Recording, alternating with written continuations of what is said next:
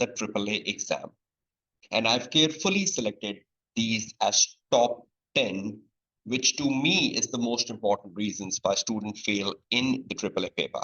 Now, I've been teaching this paper for over 16 years now. So there are lots of reasons which goes into the failure, but there are some top reasons which is very common among all failures, which I would like to discuss with all of you.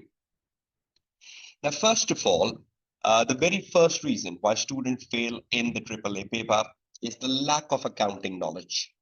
All of you should be very well versed with your SBR knowledge. You know, there are three important areas in the paper where you need the accounting knowledge. Number one, a question on audit risk or the risk of material misstatement. Number two, a question on evidence. And number three, a question on report, audit report. Now, in all these three questions, you need to comment on the underlying accounting treatment. You need to identify what is wrong within the accounting treatment, and then you need to play the role of the auditor to investigate what is under and overstated. But when you are commenting on the accounting treatment, the sound accounting knowledge plays a very crucial part. Or when you are identifying what is wrong in the treatment, your sound accounting knowledge plays a very crucial part. So there are a couple of requirements in the AAA paper, and they all fall under the syllabus area D and E. And you know how important that is. So there are a couple of requirements which ask you to comment on the accounting treatment. You are commenting on the accounting treatment in the audit risk requirement. You're commenting on the accounting treatment in a risk of material misstatement requirement. You're commenting on the accounting treatment in a question on evidence, which asks you comment on the matters. And then in the reporting question, you are identifying what's wrong in the accounting treatment so you can identify what is the implication for the audit opinion. So please ensure that you're all well versed with your accounting knowledge. You have given SBR paper recently, that's excellent. But if the gap between the AA and AAA is a lot, I hope you have revised your accounting standards for March 24. You have revised your accounting standards. It's very, very important. Number two reason why students fail in AAA, lack of topic specific exam focus. I have guided this in my day one, day two, day three, particularly. I was telling you about the articles for all the syllabus area A, B, C, D, E, F. And I did mention that every examiner article has a section which tells you exam focus, how the topic will come in the exam. The students are preparing a topic, but they don't know how will it come in the exam paper because the students are not putting a lot of time on reading the technical articles which has been published by the examining team. And I've been very focused on that on my day one and day two and day three. I did recommended the articles to read. If you have not watched it, please go down and watch the day one, day two, and day three again, because I was very focused on that how critical the examining team articles are when it comes to giving you an exam focus, how a topic could be tested. So when you're preparing for exams in 2024, you should have a clarity that if I'm reading a topic, how would it be examined? It's not just the past papers. There could be something written in the exam focus section of the article which is not yet examined, and it could be examined in 2024 exams. So the past paper give you one perspective of how this topic was coming in the past papers, but there could be something in the exam focus section which is not yet examined. So lack of topic specific exam focus, I think this is one area which can easily be overcome through a lot of reading of the technical articles, which is important at the end of the day, because you need to have a technical grasp. Then only you can adapt yourself according to the exam requirement in a given exam situation. Number three, running after quantity of practice. I've seen so many students who run after quantity of practice, who runs after loads of practice. And the success in the AAA paper lies in the quality of practice. And the quality of practice is the recent papers on the practice platform, the papers starting from December 2020 onwards. And the papers are available on the practice platform from December 20 onwards. So if you invest in those recent papers, if you invest in the specimen exams, which is applicable from September 22 onwards, when there were some changes in AAA, and the mock exam for March 24. I think this all makes roughly 11 papers. And this to me is the right exam definition of success. If you're going with old papers, practicing loads and loads of old papers from 2010, 12, 14, 16, you're just wasting your time. You just need to see what's coming recently. What is the examiner recent mindset? Because if you're unaware of the examiner recent mindset, you're not getting success. So one of a common reason is that students do a lot of practice and then they tell me that we are still failing. Why? Because you're running after quantity. You're not running after quality. Quality will make you pass, right? Not the quantity. Number fourth reason, not doing much time focused practice before exam. Honestly tell me, your exams are like 3 weeks away or under 3 weeks away. How many past papers have you practiced under time management? How many times have you put a timer of 195 minutes and you stop to write when 195 minutes is up and judge how much percentage of the paper have you completed at home? At least you need to do 8 recent papers under time management, because you need to understand this, that the time management is one of the significant issue in the AAA paper. And you cannot say, okay, I've been practicing past papers at home under 4 hours, under 5 hours, and on the day of exam I'll easily do it under 195 minutes. No. If you are not doing the time based exercise at home, you will struggle, and you will badly struggle on the day of exam to manage the 195 minutes. I've seen so many of the students who even struggle to complete 50% paper because the real exam brings a lot of stress. And you can only realize that when you're sitting in the real environment. So please ensure you still have time, all of you, to sit down with a time focused past paper exercise.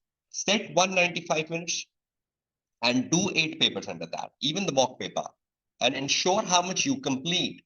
Your percentage completion will rise from the first paper to the fourth paper to the seventh paper to the eighth paper.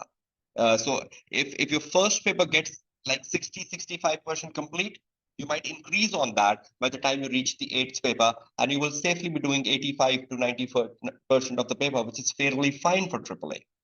So please ensure how much of you have focused on practice, but time focused practice. Tell me how many of you have focused on time focused practice by now. How many papers have you done under time focused?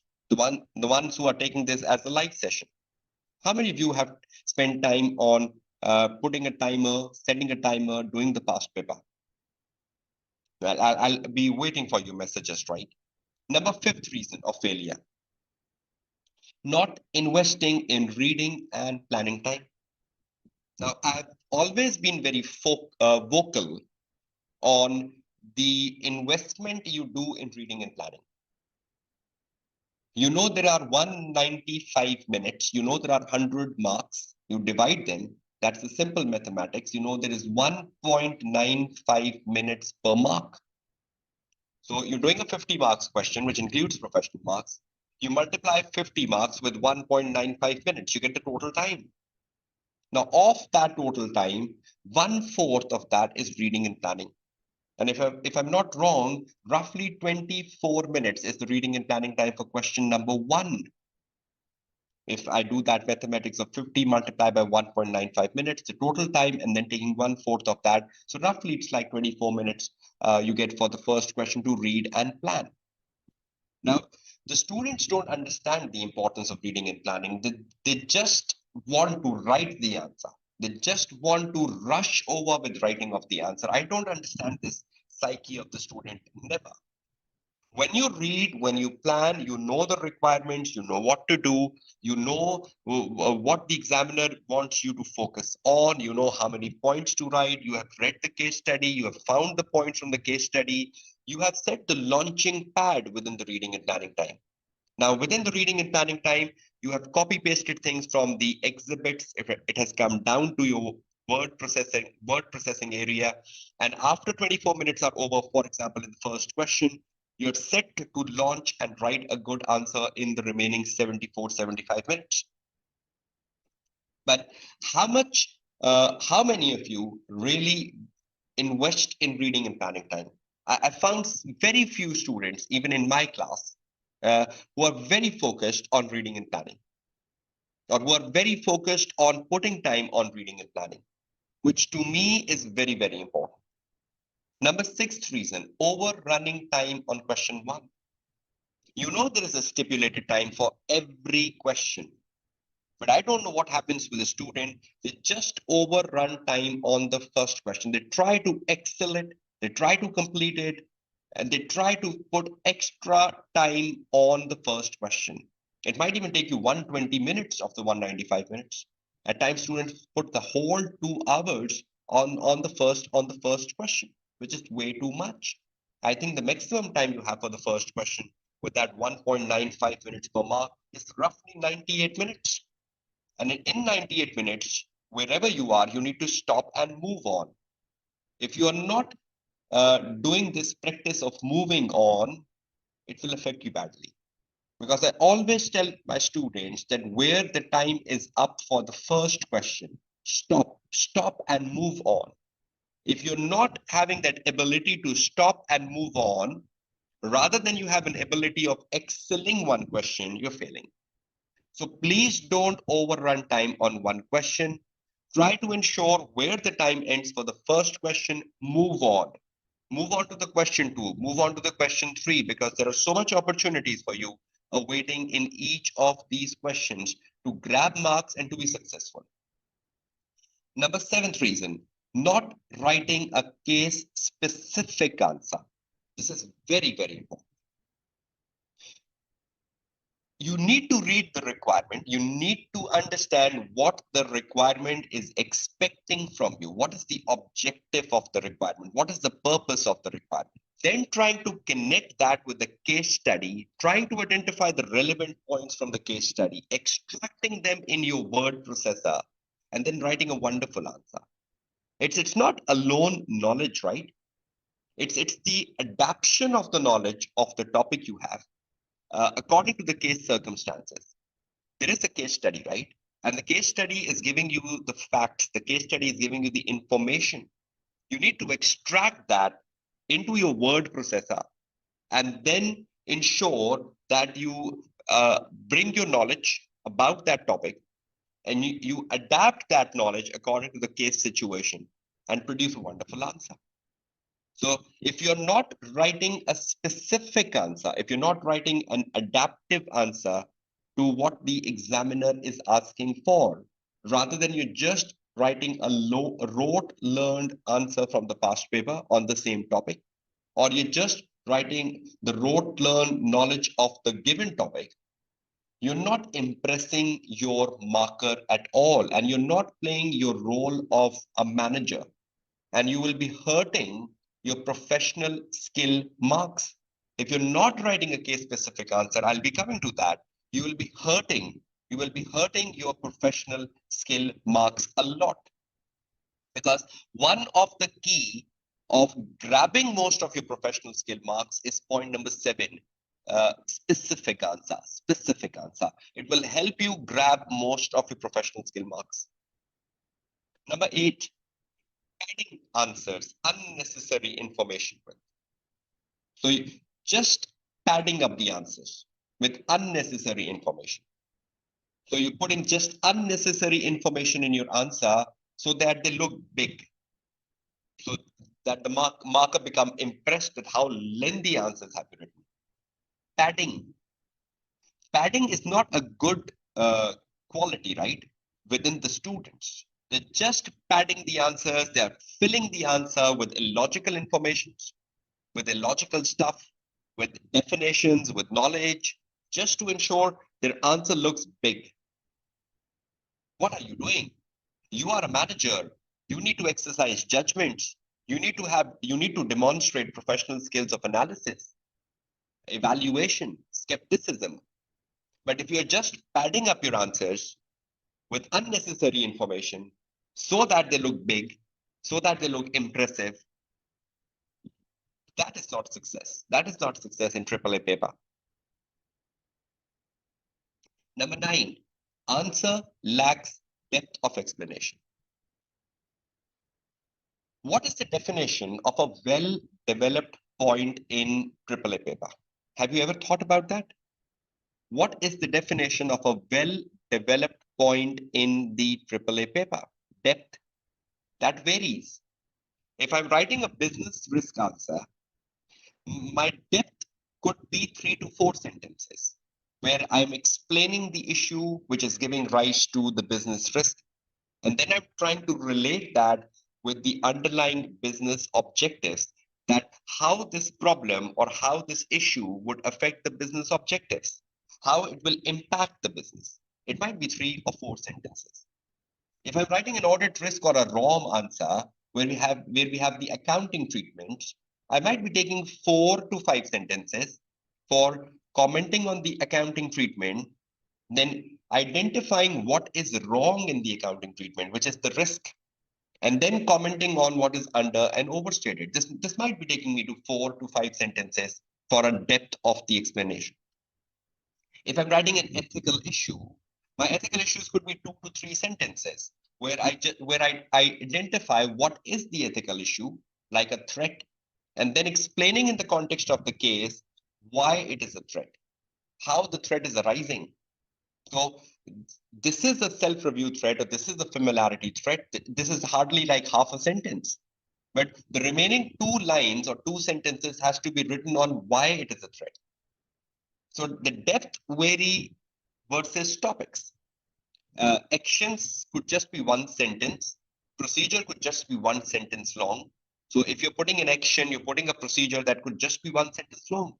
Even in the case of reporting questions, when you're telling what is the issue, whether it is a disagreement with management or it is a scope limitation, if it is a disagreement with management, what is wrong in the accounting treatment, justifying the accounting treatment, identifying the issue in accounting treatment, telling that you have to give a qualified opinion because it's material, defining materiality, then telling that if you're giving a qualified opinion, you have to give a basis of qualified opinion as well, in which you justify the reason of giving a qualified opinion. This might take you to like 5, 6 good sentences on one issue in reporting. So depth of explanations. I see students that write answers in bullets, one sentences, one liners. No, business risk, audit risk, risk of material misstatement, ethical issues. These are topics where depth is more versus procedures and actions. And the depth is something which needs to be linked to case. The case has to be supportive for your depth. I hope you're all clear with the number 9 reason. And last one, losing professional marks. If your answer lacks depth, number 9, if you're not writing case specific answer, number 7, both of them has a very strong link with number 10. You will lose most of your professional marks if your answer is not case specific. 1, and your answer lacks depth, evaluation, analysis, skepticism, probing something, investigating something, evaluating something, giving sound judgments, raising your judgments, giving strong arguments, ensuring everything is adapted to the case material. If you're writing an action, it is an action from within the case. If you're writing a procedure, it's a procedure from within the case. So if you're writing the implication of a business risk on the business, you need to look at the business in the case study. You need to see what are objectives of this particular business. And you need to modify your impact of a business risk according to the business given in the scenario. Calculations where necessary, materialities where possible, taking sound judgments where necessary. These are all things which add value to your professional skill marks. You know, there are communication skill marks in question number 1 as well. We covered that in the webinar. There are marks for raising sound judgments, for raising your opinions, for giving your sound, for giving sound basis of your judgment. wherever possible in the paper. Writing case-specific actions, writing case-specific procedures, they all add to your professional marks. So these are top 10 reasons. I hope you will study them. I hope you will go one by one on each one of them, and you will try to relate with yourself. Make it a checklist and see out of the 10 on your screen, which one relates with you, where you are still weak. You still have 3 weeks before exam to polish them up and make them your strength rather than make them your weaknesses. Is that clear to all of you? Are you all fine with investigating failures in AAA? Have you learned something out of it? Just waiting for your quick answers. Will you ensure that you try to overcome each failure and convert this to your strength rather than to your weakness?